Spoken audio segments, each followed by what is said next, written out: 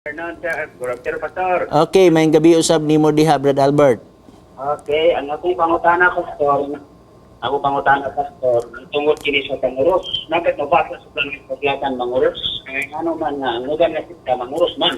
Okay, daghang salamat. Nabay mabasa sa Biblia nga manguros. Atong gikasubo igsuon nga kana nga pagtulunan dili na pagtulunan sa Biblia, kundi pagtulunan kana siya og tao. Wala tay mabasa sa Biblia nga manguros. Okay, na kay follow up?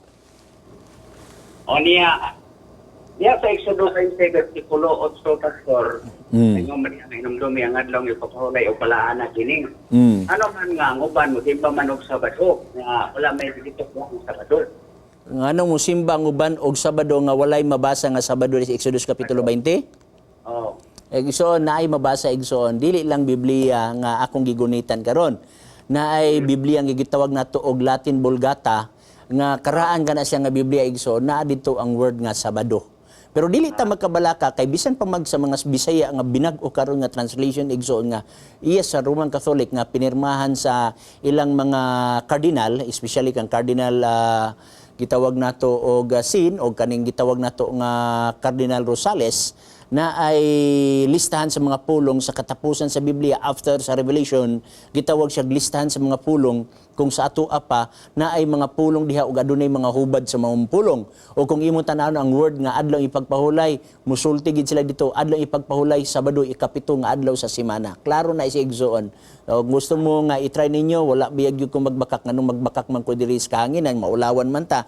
Ikaduha, unsa may katarungan nga ako magbakak. So imong makita igsoon bisag susihon pa ninyo.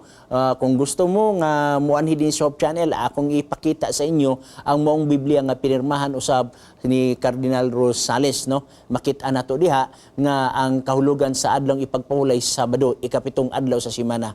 Naasay word dito igsoon nga adlaw pangandam. Ang ila sang hubad adlaw pangandam ikaunom nga adlaw sa semana. Mo na ilang gihubad Bernes, gibutang pagyud Bernes. Bisan pa man gani bisag asa nga dictionary igsoon. Try ta gani. Majority sa mga dictionary sa tibok nga kalibutan English lang. Tanawa sa dictionary ang word Sabbath.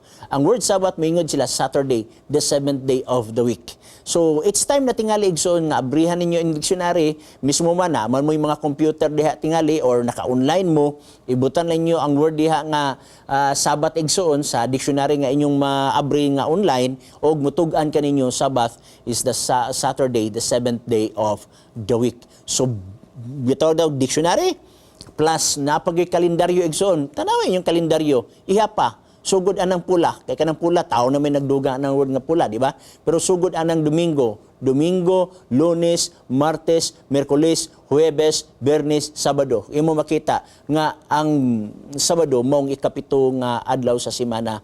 Og mismo pa ang Roman Catholic ana igsoon dili mo digar. Kabantay mo igsoon kung imo basahon ang Mateo kapitulo 28 bersikulo 1, Lucas kapitulo 16 bersikulo 1 ug 2, Lucas kapitulo 24 bersikulo 1 ug 2 og Marcos 16 1 ug 2. Imo makita diha nga nabanhaw si Kristo unang adlaw sa semana.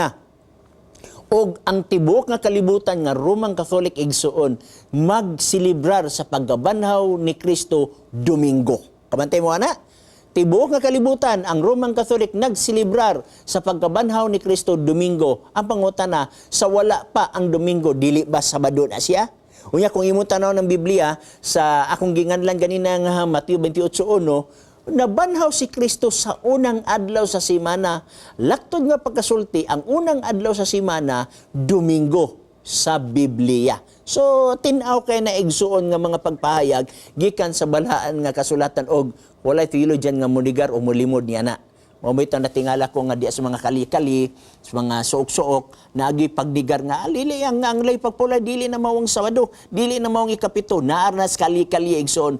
Tanang mga theologian sa Roman Catholic o Protestant, nag-angkon, aminado, o nga muingon nga kanang ikapito nga adlaw sa semana, mauna ang Sabado ug maunang adlaw ipagpahulay nga gisgutan sa Biblia. Naaranas mga kali-kali na to makitaan kanang mudigar ni ana.